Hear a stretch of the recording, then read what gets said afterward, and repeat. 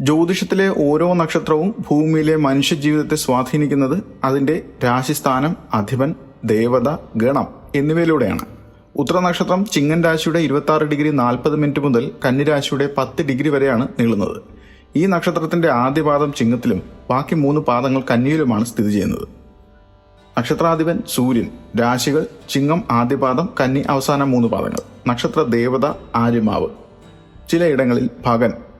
ചിഹ്നം കട്ടിലിന്റെ പിൻഭാഗത്തെ 2 കാലുകൾ. മൃഗം ഒട്ടകം. ഗണം മനുഷ്യൻ. യോനി പുരുഷൻ. ഭൂതം അഗ്നി. പക്ഷി കാക്ക. വൃക്ഷം ഇത്തി. ഗുണം രാജസം.